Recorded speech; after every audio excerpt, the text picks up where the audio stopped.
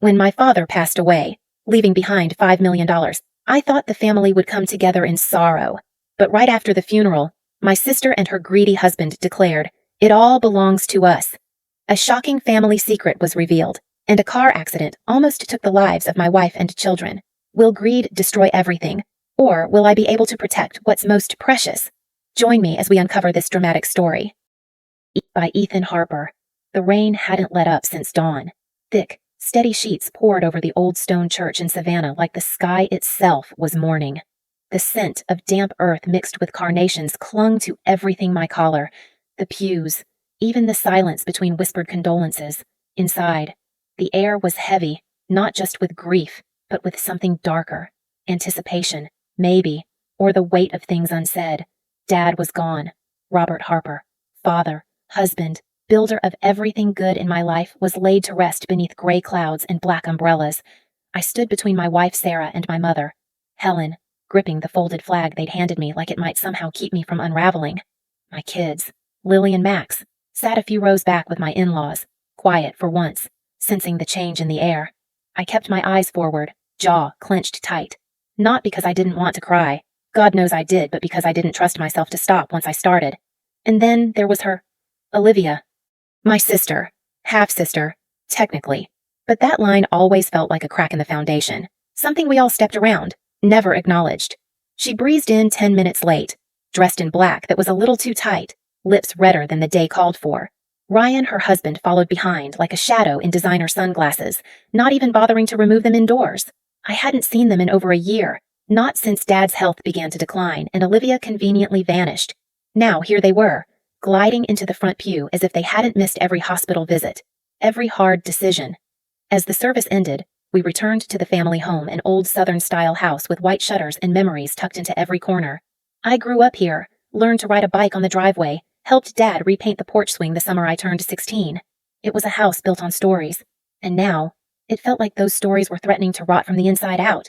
We gathered in the living room, where the windows fogged from rain and too many bodies pressed into a space that suddenly felt small. Mom sat stiffly on the sofa, her eyes distant. Olivia lounged in Dad's favorite armchair like it had always been hers. Ryan stood in the center of the room, drink in hand, wearing that smug, self-assured grin that made my skin crawl. And then he dropped it. "Well," Ryan said, raising his glass, "I suppose it's time to talk about the estate. $5 million in assets, right, Olivia, being the eldest, should naturally inherit the bulk of it." The room fell into stunned silence. I felt something twist in my gut, shock at the audacity, fury at the timing. My mother blinked, barely breathing. "Excuse me." Ryan sipped his drink. "It's only fair. Olivia was Robert's first child. She deserves the lion's share. Hell, the whole thing. Really, that's how it's done in proper families." I could feel my blood rising, pounding in my ears. "You've got to be kidding," I said, voice low. Olivia didn't flinch. She crossed her legs and looked at me like I was being unreasonable. Dad always said he wanted to provide for his family. I am his daughter. Before I could respond, the front door creaked open, and in walked Mr. Thompson, Dad's lawyer, older than time, wearing a charcoal suit and the kind of expression that made you sit up straight. "I believe I can clarify that matter," he said calmly, setting down his briefcase. All eyes turned to him. He opened the case slowly, pulled out a thick envelope, and cleared his throat. Mr. Harper's will was updated 6 months before his passing. As executor, I am authorized to state that the entirety of his estate is to be divided between his legal wife, Mrs. Helen Harper, and his son, Mr. Ethan Harper. The silence that followed was deafening. Olivia shot to her feet. "What? That's not possible. I'm his daughter, Mr. Thompson didn't blink. "Biologically, perhaps. But Robert Harper never adopted you legally. Your mother remarried before he could file. As such, under Georgia law, you are not a legal heir." Her face contorted shock, rage, confusion all crashing at once. "You knew," she screamed at our mother. "You knew, and you never told me." Mom's lips trembled. She opened her mouth, then closed it again. Ryan cursed under his breath, slamming his drink onto the side table. "This is bullshit." He raised her. "She deserves no," I said, cutting him off. My voice cracked, but I didn't care. He raised her. He also bailed her out of debt, paid for rehab twice, and funded a wedding she couldn't afford. "You think that entitles you to everything," Olivia turned to me, eyes wild. "You've always hated me." "That's not true," I said, but even I wasn't sure anymore. I looked at Mom. Her hands trembled in her lap. She couldn't meet my eyes. That was the moment I realized none of this was simple. The truth wasn't black and white. It was messy and decades deep, and now it was mine to sort through. I stood in the middle of a room filled with shadows, grief, betrayal, secrets that had festered in silence, and for the first time in my life, I felt the full weight of being the one who stayed, the one who'd have to carry it forward. I wasn't ready, but I had no choice. Dad was gone. Mom was breaking, and my sister, my half-sister, had just become a stranger I didn't recognize. By Ethan Harper. After the storm of the funeral and the estate confrontation, the house in Savannah became still again, too still. The walls, once echoing with family dinners and my father's easy laughter, now absorbed silence like a sponge. I stayed an extra day to help Mom settle back in. Sarah had taken the kids home to Atlanta. I needed time, not just to help her, but to think. That night, I wandered into the old rose garden behind the house. The blooms had faded, but I could still smell the ghosts of summers past the perfume of yellow roses, the warm wood of the porch swing, the faint hint of Dad's aftershave. The garden had been his pride. Every Sunday morning, he'd be out there trimming, humming some old blues tune, a wide-brimmed hat shielding his neck. I'd be sitting on the back steps with a comic book, occasionally tossing him questions about the world. He always answered like he had all the time in the world. And Olivia. She was never around. She'd grown up in this house too, but it was like she'd spent most of her life trying to escape it, always off to parties, dating older men, asking for loans, always wanting more, never staying long enough to say thank you. When I was 10, she started calling me Golden Boy, not as a compliment. Look at Ethan, Daddy's little genius, probably gonna grow up and sell vacuum cleaners. She wasn't wrong. I do sell commercial supplies now, but the sneer in her voice stuck with me. She made a show of hating this life, our small town, our 2-story house, the Saturday trips to the farmer's market. She told anyone who'd listen that she was meant for more.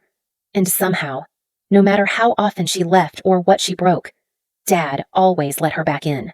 I remembered one summer when she crashed her third car, an Audi, no less, and asked for help with a little loan. I was 26, newly married, working overtime to buy a used sedan. Dad cut her a check like it was nothing. It had always been like that. And then came Ryan. 2 years ago, Olivia showed up at Mom and Dad's with a man 10 years her junior and a diamond ring the size of a gumdrop. "We're engaged," she announced, practically dancing across the porch. Ryan wore a blazer over a t-shirt and shook Dad's hand like he was interviewing for a role in a movie called Southern Son-in-Law. He called me brother within an hour of meeting me. Called my dad sir. My mom darlin'. Said he worked in business consulting, which, upon closer questioning, meant he sold supplements from his garage and posted motivational videos online. They were married 6 months later in a rented vineyard outside Charleston. White doves, custom menus, a string quartet, all on Dad's dime. Afterward, Olivia asked for more. They forgot to include the champagne tower we talked about. She complained. It kind of ruined the flow. "Can we make it up by extending the honeymoon? We found a package in Ibiza." Dad turned red, not just red furious.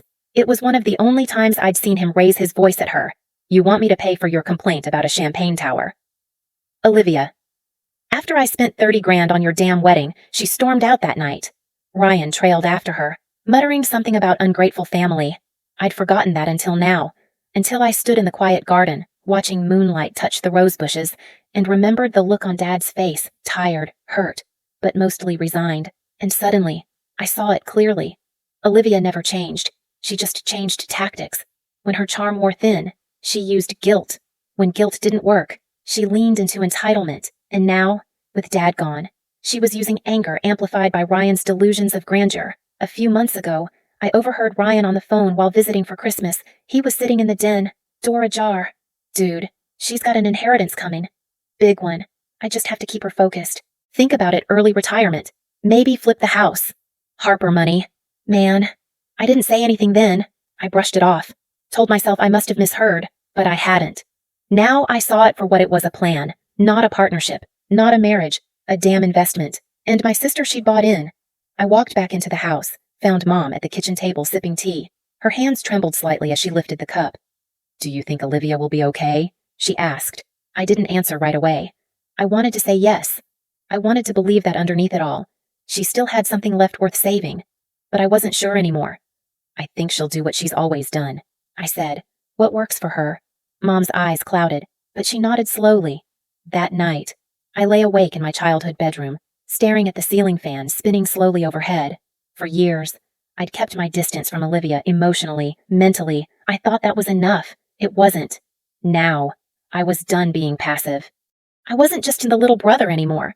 I was a father, a husband, a son to a grieving mother. And if Olivia and Ryan thought they could tear through what was left of this family, I'd be the one standing in their way. The living room looked smaller than I remembered. The walls, once filled with photographs and laughter, now echoed with tension.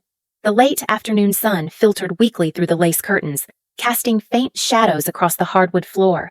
The chandelier above us flickered slightly, casting uneven light over a room that had hosted birthday parties, holiday dinners, and now, the unraveling of everything. We sat in silence, me, Mom, Olivia, and Ryan, waiting. Lawyer Thompson sat in Dad's old recliner, briefcase on his lap like it held nuclear codes. He wore that same unreadable expression he always had, but even he couldn't hide the weight of what he was about to say. I glanced at my mother. Her hands were clasped in her lap, knuckles white, her lips pressed together so tightly I wondered if she was holding something in not just words, but years. Ryan was pacing, bouncing one leg like a coiled spring. Olivia sat on the edge of the couch, arms crossed, chin tilted up. "Defensive already. I want to make something very clear before we begin," Thompson said, opening the briefcase. "This is Mr. Robert Harper's final will and testament. It was updated and signed in the presence of legal witnesses and notarized 8 months prior to his passing." Olivia snorted. "Cut to the part where I inherit the house." Thompson didn't flinch. He unfolded the document slowly and began to read. "To my wife, Helen Harper, and my son, Ethan Harper, I leave the entirety of my estate, all property, financial assets, stock holdings, and personal effects, to be divided equally between them." The silence after that sentence could have swallowed the room.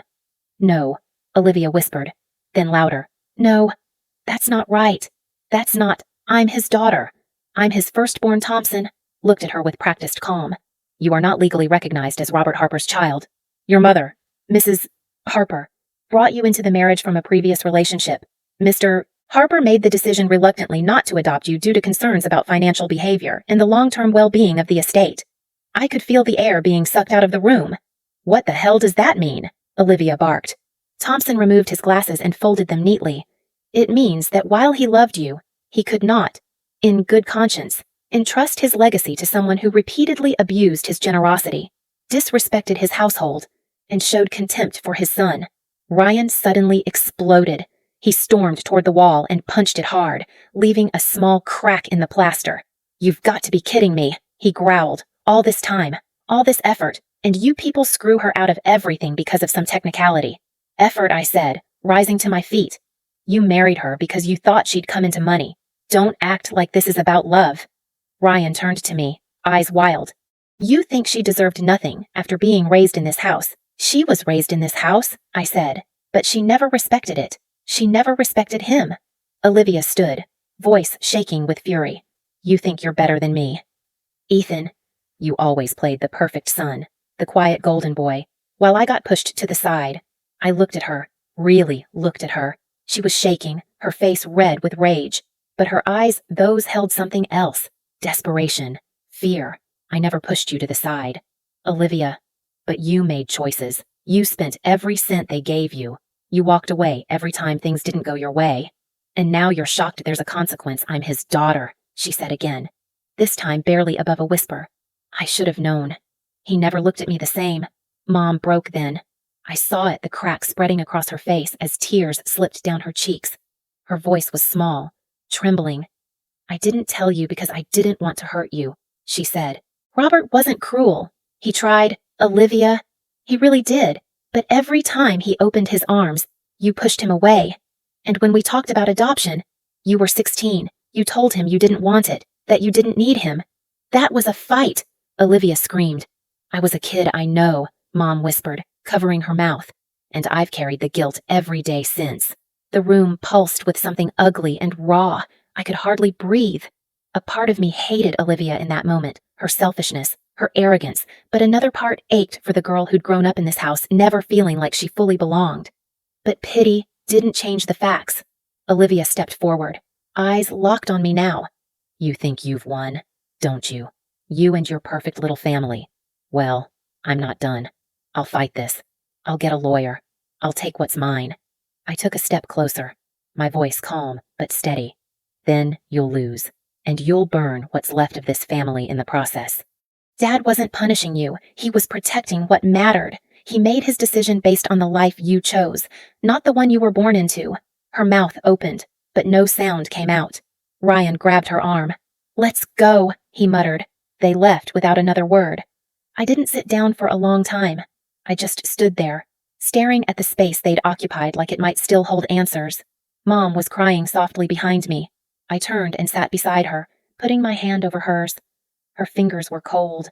"I'm sorry you had to carry that alone," I said. She nodded, but didn't speak. In that moment, I understood something I hadn't before. This family had always been built on quiet sacrifices. Some, like mine, were voluntary. Others, like hers, were born of fear and love tangled so tightly they couldn't be pulled apart. But now it was on me to rebuild, to protect what was left. Dad was gone. Olivia had chosen her path, and I had to choose strength. By Ethan Harper.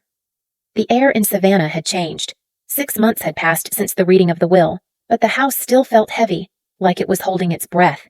Autumn had crept in, quietly, dry leaves skittering across the porch, cool winds brushing against the windows like whispers from another life. My father's rose garden was fading into brittle stems and brown petals. The inheritance had long been settled. My mother and I had split the estate as my father had wished. After weeks of tense silence, she finally offered Olivia a small amount, enough to help her start over, but not nearly the millions she and Ryan had expected. I watched her write the check with trembling hands. They took the money and vanished. No thank you. No phone calls. Just a trail of gossip and hushed whispers from relatives who didn't know the whole story. Some said I'd manipulated my father. Others claimed Olivia had been cheated. The truth was quieter, less dramatic, just sad and inevitable. I tried to convince Mom to move in with us in Atlanta. She refused. "I can't leave this house," she said, running her hand over the kitchen counter like it was made of her memories. "It's the last piece of your father I have." I didn't push, but I should have. One night in late October, I drove down from Atlanta with Sarah and the kids to take Mom to her doctor's appointment. We'd just finished dinner, and I offered to drive her home. It was nearly 9 p.m. when we pulled up to the old house. That's when I noticed it. The porch light was on. So was the lamp in the front room, but Mom had turned them off when we left. I parked at the curb, heart suddenly thumping. "Wait here," I told Sarah. "Keep the kids in the car." I helped Mom up the walkway while scanning the windows. Everything looked still, too still. Then I heard the engine, a low, revving growl. Headlights flared from the side alley like twin suns. A black SUV lunged forward, tires screeching. "Sarah," I shouted, spinning toward the car, just in time to see her yanking Lily back behind the open door. I ran. The SUV swerved, missed Sarah by inches, and clipped the back bumper of our car. I shoved Lily out of the way, caught my foot on the curb, and went sprawling into the rose bushes. Pain exploded in my shoulder as I landed hard, my ribs slamming against the iron fence. The SUV skidded to a halt. Ryan stepped out. Of course it was him. He stumbled slightly, eyes wide, holding his hands up. "Jesus, Ethan! Man, I didn't see you.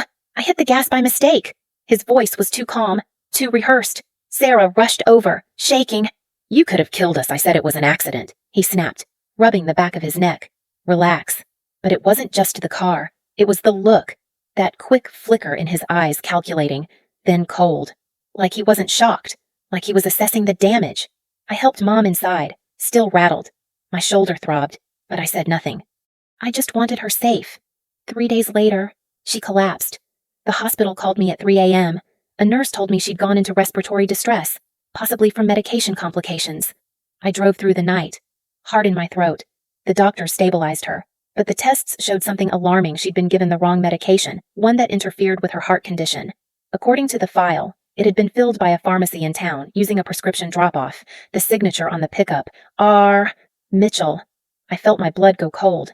I returned to her house that afternoon and found drawers ransacked. Her jewelry was gone. The safe in her closet stood open and empty. The accounts we used for her bills had been cleared out 2 weeks ago, over $30,000 gone. And suddenly, it all fit. The lights left on. The SUV waiting. The fake concern. The accident. I wasn't just dealing with a bitter sister anymore. I was staring down a man who would cross the line, any line, for money. And I was done giving him the benefit of the doubt. The anger that rose in me then wasn't loud. It was quiet, controlled, righteous. The kind that doesn't burn out. It crystallized into purpose. I went to the police. I hired a private investigator. I called Thompson and demanded we freeze what remained of the estate and flag any legal challenges. This was no longer about inheritance. This was war. Ryan had taken advantage of everyone, Olivia, my mother, my father's memory. He had almost harmed my wife, my daughter, and that was the final line. I looked in the mirror that night, wrapping my shoulder in ice, and barely recognized the man staring back, not because he looked broken, but because he finally looked ready. For the first time in my life, I wasn't just protecting the memory of my father. I was protecting everything worth saving: my mother, my family, and the truth. No more silence. No more second chances. Ryan had no idea who he was dealing with. The air inside Thompson's law office was stale and heavy. The windows were small. The blinds yellowed with time. The room smelled like old paper and burnt coffee, an odd scent I'd grown used to in the last year of legal meetings, estate documents, and cold conversations about my family's past. But this one was different. This was the end. My mother had passed quietly, in her sleep, 3 weeks earlier. The grief hadn't hit me like a storm. It came in slow waves, rising unexpectedly during the simplest things: folding laundry, hearing Lily ask if Grandma would be home for Christmas, or passing by the rose garden she once cared for. But I hadn't had time to grieve properly, not with Olivia circling. She had re-emerged the moment the obituary hit the paper, dressed in black again, crocodile tears in her eyes, proclaiming loudly at the wake, "I am her daughter, her only daughter." And now she was here, sitting across from me in Thompson's office, legs crossed, arms folded, looking like she'd already won. Ryan stood beside her, twitchy, nervous, his usual overconfident air cracking at the edges. His eyes darted to the door more than once, like he was ready to bolt. Thompson, ever composed, shuffled through a stack of papers.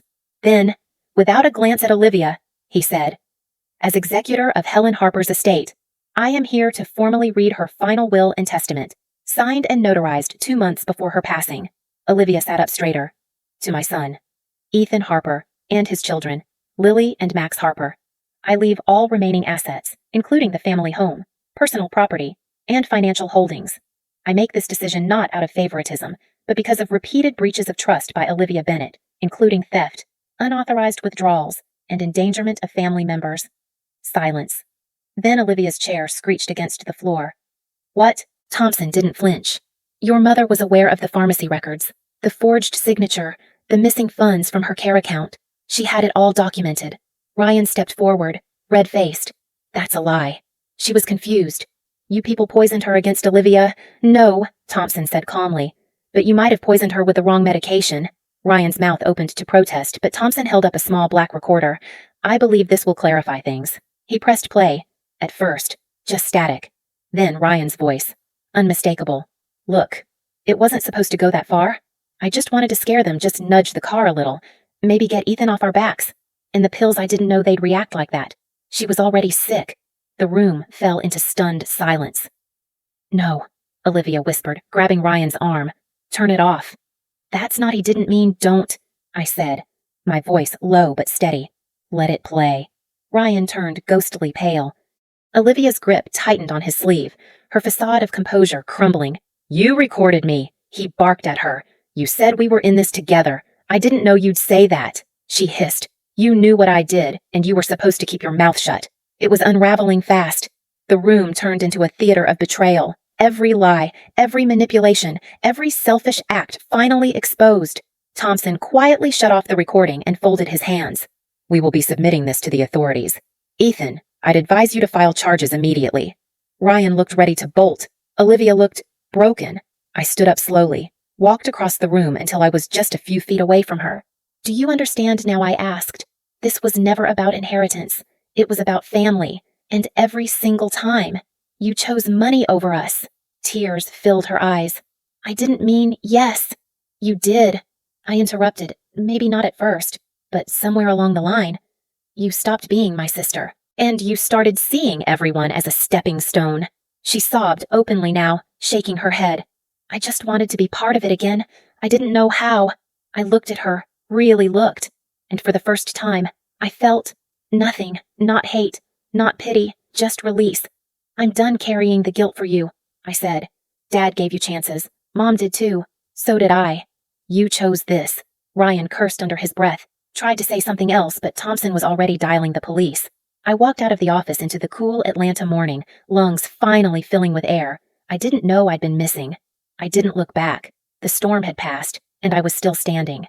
Atlanta in spring is a quiet kind of beautiful, the kind that doesn't announce itself, but shows up in the way the sunlight filters through the blinds, or in the laughter of children drifting in from the backyard.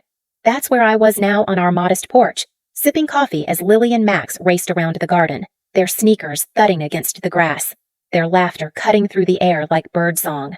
Sarah stood at the kitchen sink, humming softly, rinsing strawberries for breakfast. It had been nearly 4 months since the confrontation at Thompson's office. Ryan was in jail, facing charges not only for the attempted vehicular assault and tampering with my mother's medication, but also for financial fraud tied to his consulting business. Turns out the man had been digging graves in more lives than just ours. He didn't walk out of that courtroom a free man, and as far as I knew, he wouldn't be for quite a while. Olivia didn't go to prison. She struck a deal, pled guilty to lesser charges, claimed ignorance on the worst of Ryan's actions. The court was lenient. Life wasn't. The extended family stopped calling. Old friends vanished. The sympathy she had tried to pull from our father's death evaporated the moment the truth came out. She emailed me once. No subject line. Just a few lines. I have no one. You were right. I was wrong. I don't know how to fix it. Please help me. I stared at that message for a long time. Then I closed the laptop. I didn't respond. Not out of spite, but out of understanding. Some journeys you have to walk alone. Some mistakes require silence, not comfort. Instead, I poured my energy into what mattered: my family, my work, my peace. I sold the house in Savannah. It wasn't an easy decision. That home held echoes of my childhood, Dad's voice calling me in for dinner, Mom humming as she trimmed roses. But those walls had seen too much, and I knew that holding onto a house didn't bring back the people inside it. With the proceeds, I started a scholarship fund, the Robert and Helen Harper Foundation. It was small at first, just enough to help a handful of kids from Savannah afford college. But it was real, tangible, a piece of legacy built from the rubble. And every time a thank you letter arrived, every time I read the words of some 18-year-old dreaming of a future they could barely afford, I felt like I was doing something that mattered, something my father would have been proud of, something I was proud of. In the evenings, I'd sit with Sarah on the back deck, watching the kids chase fireflies or argue about who got the last marshmallow, and sometimes I'd think about Olivia not with anger, not even with sadness, but with distance. She wasn't the villain in some storybook. She was just a person who let her wounds fester into entitlement, who let fear and greed drown out love. I didn't hate her. I just couldn't carry her anymore. That, I had learned, was love too, knowing when to let go. One night, Max climbed into my lap holding a picture he'd drawn at school, our family, standing under a tree. "That's Grandpa," he said, pointing at the stick figure with a gray hat. "He's still with us." I smiled, my chest tightening. "Yeah," I said, "he always will be." Because I saw my father in the way I tucked my kids in at night, in how I spoke gently when I was angry, in how I stood up finally, fiercely for the people who needed protecting. I had learned through fire and fracture that family isn't measured by blood or birthright. It's measured by love, honesty, and showing up when it matters. And I had shown up, not perfectly, not without pain, but with everything I had. That, I think, is what it means to honor the people we lose, not by clinging to the past, but by building something better in its place. From the ashes, I built something stronger, and I never looked back.